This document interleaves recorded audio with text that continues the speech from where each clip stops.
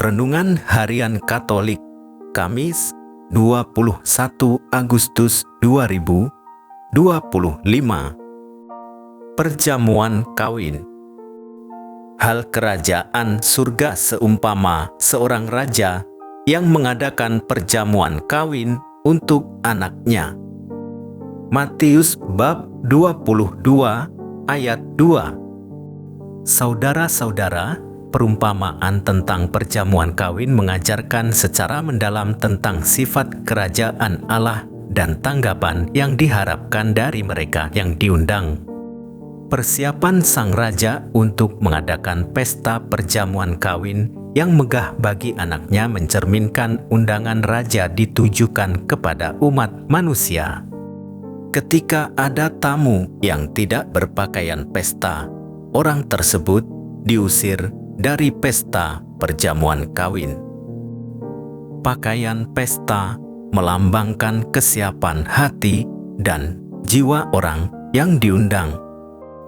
Orang yang tidak mengenakan pakaian yang sepantasnya melambangkan sikap santai, meremehkan, dan ketidakpedulian terhadap pentingnya acara perjamuan kawin itu, sehingga diusir dari tempat pesta perjamuan kawin. Perumpamaan perjamuan kawin ini dapat referensi menjadi bagi kita untuk mempersiapkan batin ketika menerima kasih karunia.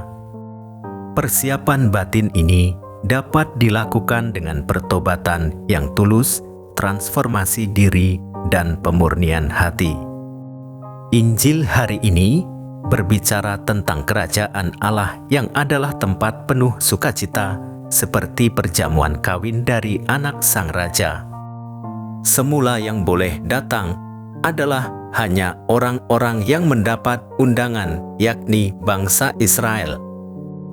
Namun, mereka tidak mau hadir karena banyak hal lain yang mereka rasa lebih penting.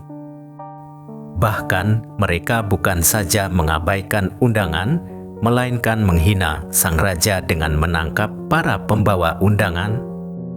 Israel terus-menerus menyingkirkan orang-orang yang diutus Allah, bahkan sang anak Allah sendiri.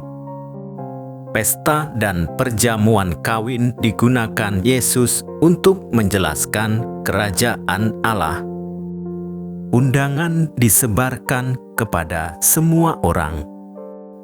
Siapapun diundang untuk hadir dalam perjamuan itu.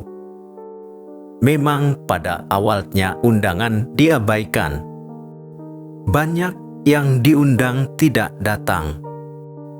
Pada akhirnya, semua orang diundang dan harus menghadiri perjamuan kawin yang dilangsungkan. Siap atau tidak siap, orang harus hadir. Seleksi terjadi ketika perjamuan kawin akan dimulai. Siapapun yang tidak berpakaian pesta akan dicampakkan. Itulah gambaran yang diberikan Yesus mengenai kerajaan Allah. Bagi kita, itu berarti kita harus siap untuk hadir dalam perjamuan kawin itu. Kita harus berpakaian yang pantas dan terbaik untuk hadir dalam perjamuan itu. Pakaian yang terbaik adalah mengenakan Kristus sendiri dalam hidup kita. Mengenakan Kristus berarti hidup dalam cara yang telah ditunjukkan oleh Yesus sendiri. Itulah cara kita untuk mempersiapkan diri hadir dalam perjamuan kerajaan Allah. Santo Pius X kita peringati hari ini menarik untuk memperdalam renungan kita mengenai pembaharuan hidup sebagai wujud kekudusan. Santo Pius X dipilih menjadi paus pada tahun 1903. Semboyan yang ia pilih adalah memulihkan segalanya dalam Kristus. Seperti halnya umat Allah Perjanjian Lama akan dimerdekakan kembali dan dibawa ke tanah terjanji. Begitu juga Santo Pius X melaksanakan pelayanan kepemimpinannya untuk memulihkan segala sesuatu dalam Kristus melalui pembaharuan gereja. Dengan tujuan itu, Santo Pius X menjalankan pembaharuan di dalam gereja, khususnya di dalam liturgi. Ia mendorong partisipasi aktif dalam liturgi supaya umat tidak sekedar hadir dalam liturgi seperti domba-domba bisu. Ia memberikan izin orang Katolik untuk menerima tubuh Kristus setiap hari pada tahun 1905. 5 tahun kemudian ia juga memperbolehkan anak-anak berusia 7-8 tahun untuk menyambut komuni. Kasih Allah tiada batas, namun terkadang manusia kurang merasakannya. Kita terkadang tidak menggubris undangan Allah untuk bergembira bersama. Perayaan Ekaristi adalah kehadiran konkret bahwa Allah hadir dan mengundang kita masuk ke dalam pesta perjamuan. Kita seringkali juga menolak untuk hadir dalam perjamuan Ekaristi Kudus, simbol perjamuan Allah di dunia.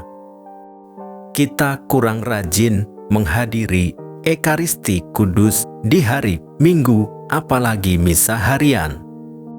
Tuhan, bersihkanlah kami dari segala dosa dan kesalahan supaya kami layak masuk ke dalam sukacita perjamuan abadi di surga. Demikian renungan hari ini. Selamat beraktivitas. Semoga semuanya lancar, sukses, serta selamat. Tuhan memberkati.